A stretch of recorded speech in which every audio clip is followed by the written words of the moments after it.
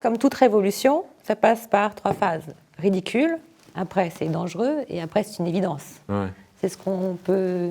Voilà, votre téléphone portable, quelques années, si on avait sorti le téléphone portable iPhone il y a 20 ans, on aurait dit qu'est-ce que c'est que ce truc-là. Or aujourd'hui, c'est juste le prolongement de notre bras. Malheureusement. Parfois au volant déjà. Ouais. Ça, c'est vraiment un vrai problème. Ça. Mais toute chose a un bon côté. Après, c'est la juste mesure de son utilisation. Et donc, effectivement... Donc, on a l'onde électromagnétique, on a la couleur, on a le son. Oui. Vous pouvez nous faire jouer? Bien sûr. Il y a l'ingénieur du son de l'émission, là, il s'est régalé tout à l'heure. Faites-le vibrer un petit peu, juste pour le plaisir. Après, on discute avec Anne.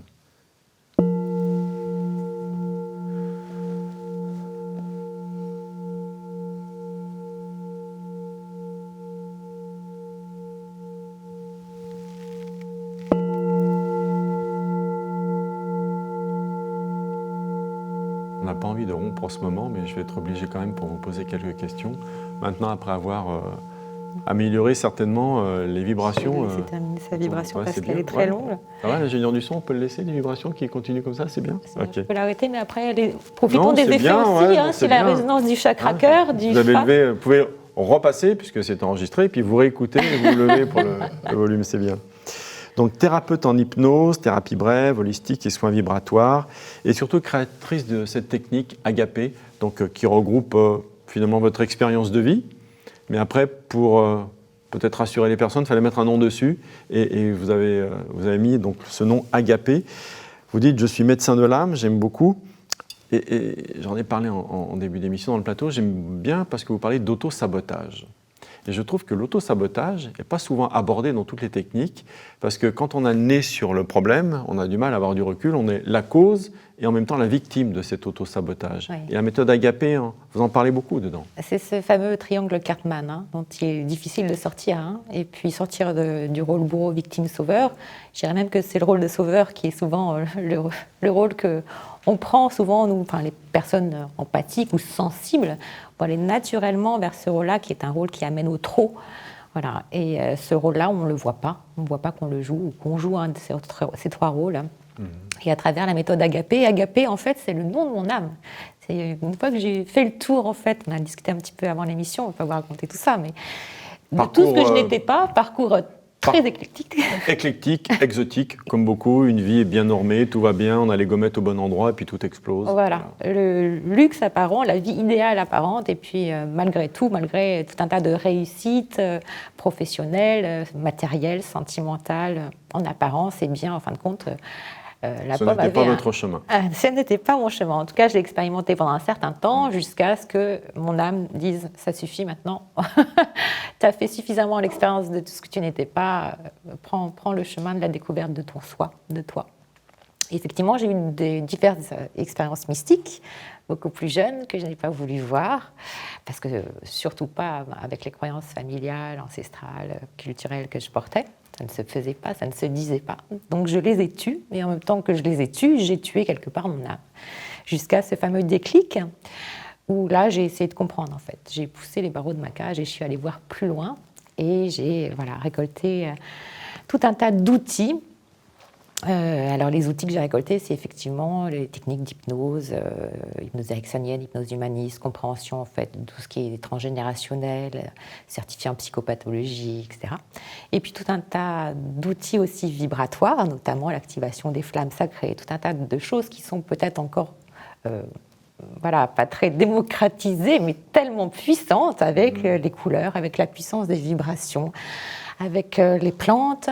Et vous avez expérimenté, c'est ça? Et j'ai surtout expérimenté là, pas dans ma chair. Voilà, dans la chair, c'est pas juste de la théorie, vous êtes allé voir. Vous avez mouillé le maillot, comme on dit en sport. Oui, j'ai vraiment mouillé le maillot, et en fait, avec tous ces outils, eh bien, en fait, la méthode agapé est née. D'accord. Et en fait, c'est le principe d'utiliser le pouvoir du verbe, le pouvoir créateur du verbe, qu'on a tous, et on a un pouvoir avec notre verbe absolument fantastique, et puis la puissance des vibrations.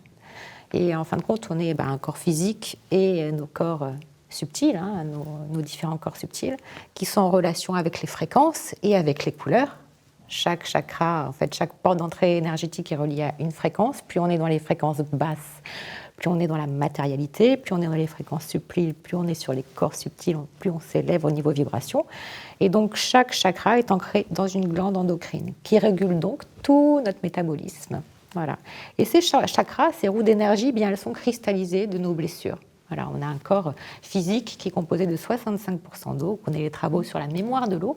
Donc on est en mesure de comprendre au jour d'aujourd'hui combien intérieurement, je dirais, vous avez certainement vu le film Les Visiteurs, et ben, on a une hygiène de vie, c'est-à-dire on se brosse les dents, on se nettoie, etc. Mais alors intérieurement, si vous saviez dans quel état on est, on ne nettoie pas assez souvent. C'est juste pathétique.